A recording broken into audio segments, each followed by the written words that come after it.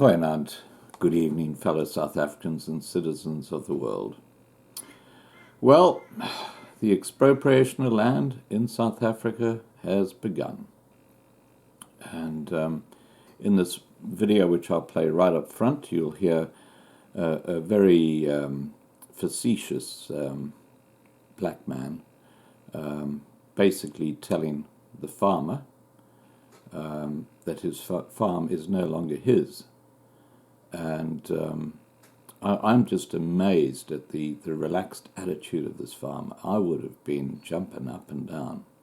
Anyway, here's the video, and then after this video, we'll look at something that's even bigger that's happening with land expropriation. I don't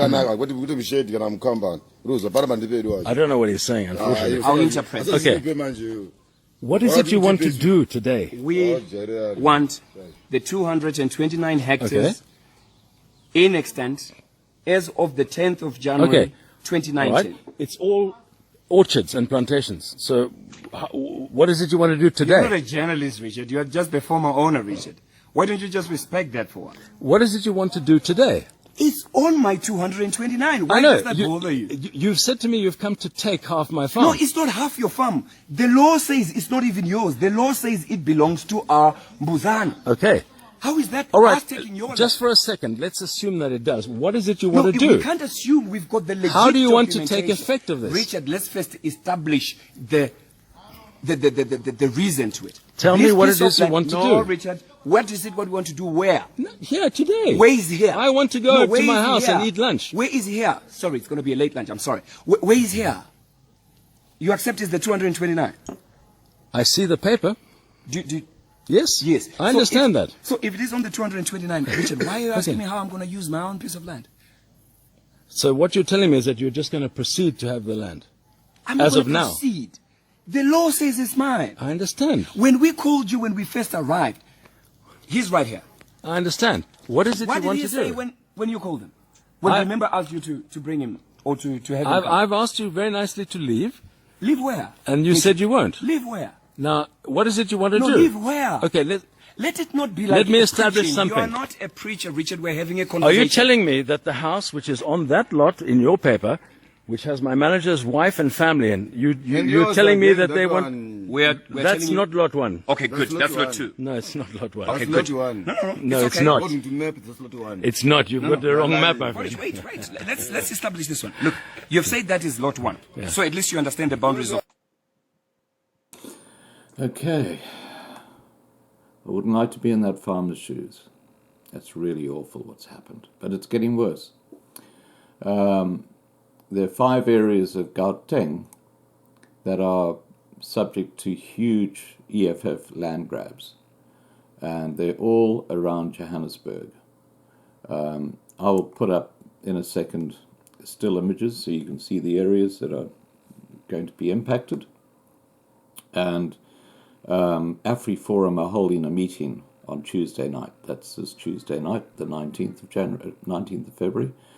I will put the details up in this video so you can contact them if you want to actually go along and support their cause in trying to stop this expropriation of land happening.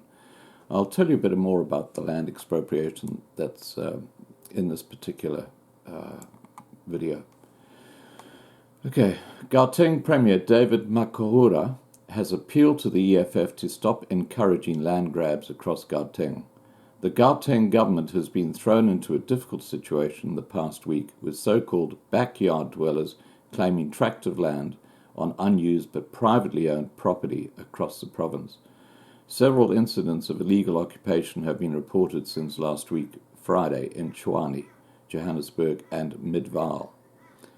And in particular, Olivenhoutbush in Centurion, Blue Hills in Midrand, Weller's Farm in Elandsfontein, off the Golden Highway near Eldorado Park, and Orange Farm are all now currently being targeted for expropriation. The EFF has taken responsibility for most, if not all, land grabs that are currently taking place in the province, saying that it is fulfilling its land redistribution program that is a pillar of its policy.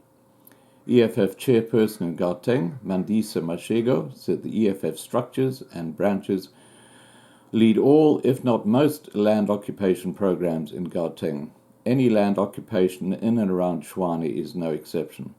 We revere and honour it as our pillar of strength and bedrock of all our other policy statements, that if pursued vigorously or fearlessly, economic freedom in our lifetime will become real, Mashego said. However, Makura has taken exception to the party's statements, saying that it cannot be pursuing constitutional changes while also promoting anarchy in the province. President Cyril Ramaphosa has responded to the land grab, saying that no person can illegally occupy private land, as there was a clear violation of the country's laws. He warned that those who are doing so will face the full might of the law.